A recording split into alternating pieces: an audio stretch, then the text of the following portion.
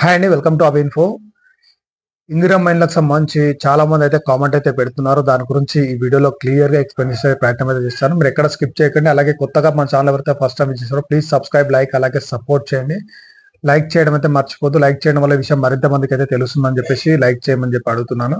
వివరాల్లోకి వెళ్దాం. ఇందిరమ్మ ఇల్లు అప్లికేషన్ సెర్చ్ లోకి వెళ్ళి సెర్చ్ కొడితే అంటే మొబైల్ ద్వారా సెర్చ్ చేస్తే చాలా మందికి అయితే సర్వే కంప్లీట్ అని చెప్పి చూపెడుతుంది. అంటే ఇందిరమ్మ హౌసింగ్ ఏదైతే వెబ్సైట్ ఉందో వెబ్సైట్ లోకి వెళ్ళిన తర్వాత mobile number, Aadhaar number, ration card number కొట్టి మీరైతే లాగిన్ చేసిన తర్వాత మీకు అక్కడ అప్లికేషన్ ఓపెన్ అవుతుంది. ఓపెన్ అయిన తర్వాత మీకు సర్వే కంప్లీట్ అని చెప్పి అలా చూపెడుతుంది. సర్వే కంప్లీట్ అని చూపెడితే మరి ఇల్లు శాంక్షన్ అయినట్టేనా అని చెప్పి చాలా మంది అయితే అడుగుతున్నారు. దాని గురించి అయితే ఈ వీడియోలో మీకు ఎక్స్ప్లెయిన్ చేసే ప్రయత్నం అయితే నేను చేస్తాను. ఇక్కడ విషయంలోకి వెళ్దాం. మెయిన్ అక్కడ మీరు చూసుకున్నట్లయితే ఏదైతే రీసెంట్ గా 20వ తారీఖు నుంచి 24వ తారీఖు వరకు గ్రామ సభలు అయినాయి. ఈ గ్రామ సభలలో ఎవరి పేర్లు అయితే చదివి వినిపించారో అంటే ఏవైతే లీస్ట్ లో పేర్లు వచ్చాయో వారికైతే ఇల్లు అయితే శాంక్షన్ అయినట్టండి.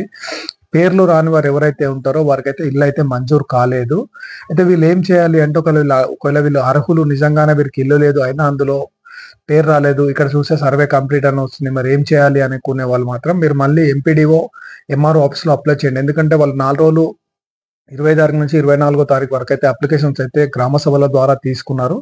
ఆ గ్రామ సభల ద్వారా ఎవరైతే అప్లికేషన్ ఇవ్వలేదో మళ్ళీ మీరు ఎంఆర్ఓ, ఎంపీడీఓ ఆఫీస్ లో అయితే మళ్ళీ మీరు సర్వే సంబంధించి ఏదైతే ఉందో అప్లికేషన్ ఇస్తే వాళ్ళు మళ్ళీ మీకు సర్వే చేసి మీకు లిస్ట్ అనేది తీస్తారు. ఇక సర్వేలో నేమ్స్ ఏదైతే గ్రామ సభలలో నేమ్స్ వచ్చాయి మరి వారికి ఇల్లు వచ్చినట్టేనా అని చెప్పి చాలా మంది అడుగుతున్నారు. ఇంకోటి గుర్తుపెట్టుకోండి, నేను నిన్న కూడా ఒక వీడియో అయితే చేశాను. ఏదైతే ఇందిరమ్మ హౌసింగ్ స్కీమ్ లీస్ట్ వచ్చిందో ఆ లీస్ట్ లోంచి మళ్ళీ ఫిల్టర్ అనేది చేస్తారు. అంటే ఒక గ్రామానికి ఒక 1000 మంది ఉన్నారు ఒక గ్రామంలో, అందులో 1000 మందిలో ఒక 500 మంది అప్లై చేసుకున్నారు ఇల్లు లేదని చెప్పేసి. అందులోంచి దాదాపు ఒక 200 మంది ఈ లీస్ట్ అయితే వచ్చింది. ఈ 200 మందిలో కూడా మళ్ళీ కొంతమంది అనర్హులకు వచ్చాయని చెప్పేసి గ్రామ సభల ద్వారా చాలా గొడవలు అయితే జరిగాయి. ఎక్కడ చూసుకున్నా కూడా దానికి సంబంధించి వీడియోస్ కూడా మన ఛానల్ ఉంటాయి, మీరు చూడండి. ఎందుకంటే ప్రతిపక్షం అలాగే ఎవరైతే బెనిఫిషియర్ అంటే అర్హులు ఉంటారో వారైతే గొడవలు చేయడం కూడా జరిగింది. ఆ వీడియోస్ ఉంటాయి, చూడండి ఒకసారి. అయితే వీళ్ళు ఎవరైతే ఈ అనర్హులు ఉంటారో వారి ఏరివేత కార్యక్రమం అయితే దాదాపు మార్చి వరకు అయితే సాగనుంది. మార్చి 31 తర్వాత పూర్తి స్థాయిలో ఎవరైతే అర్హులు ఉంటారో వారికి సంబంధించి లీస్ట్ అనేది వస్తుంది. అంటే ఆల్రెడీ ఎవరైతే లీస్ట్ వచ్చిందో అందులో ఉన్న వాళ్ళు టెన్షన్ పని అవసరం లేదు. ఒకవేళ అందులో అనర్హులకు ఎవరికైనా వస్తే మాత్రం అది తీసివేస్తామని చెప్పేసి ప్రభుత్వం అయితే చెప్తుంది. ఇదైతే మీరు గమనించాలి కొంచెం.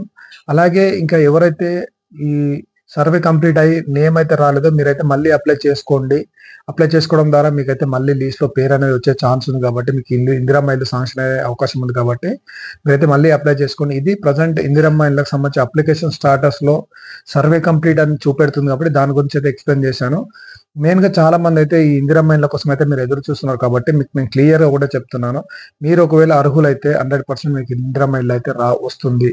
ఒకవేళ కొన్ని కారణాల వల్ల మీరు ఎలిజిబిలిటీ కాకపోవచ్చు, బట్ మీరైతే అప్లై చేసుకోండి. మార్చి వరకు అయితే వీళ్ళు టైం అనేది ఇచ్చారు. మార్చి తర్వాతనే ఈ స్కీమ్ అనేది పూర్తి స్థాయిలో ఇంప్లిమెంట్ అవుతుంది అని చెప్పేసి ప్రభుత్వం కూడా చెప్తుంది.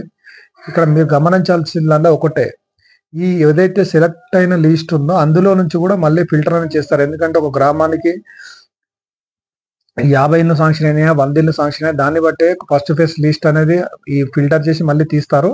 తర్వాత అందులోంచి నెక్స్ట్ విడతలో సెకండ్, థర్డ్ విడతలో థర్డ్ ఫేజ్, ఇట్లా ఫేజ్ లో వైజ్ గా డివైడ్ అనేది చేస్తారంట. ఇయర్ వైజ్ కొన్ని ఇయర్ కు 3500 చెప్పారు కాబట్టి అందులోంచి ఇట్లా లిస్ట్ కొంతమంది అనేది తీసుకుంటూ ఈ ఇందిరమ్మ ఇల్లు అనేది శాంక్షన్ అయితే చేస్తారు. మొత్తానికైతే ఇది ఇందిరమ్మ ఇళ్ళకి సంబంధించి అప్డేట్ అండి.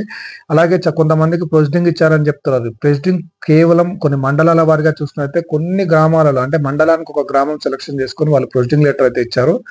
వీరు కూడా ఈ ఇందిరమ్మ ఇంటికి సంబంధించి బేస్మెంట్ స్థాయిలో ఇల్లు కంప్లీట్ చేసిన తర్వాతనే ఫస్ట్ విడత అమౌంట్ అనేది వాళ్ళ బ్యాంక్ అకౌంట్ లో పడుతుంది తప్ప డైరెక్ట్ గా వాళ్ళకైతే ₹1,00,000 ఇలా ఏదైతే ఉందో 4 విడతల అమౌంట్ అదైతే డైరెక్ట్ గా పడదు.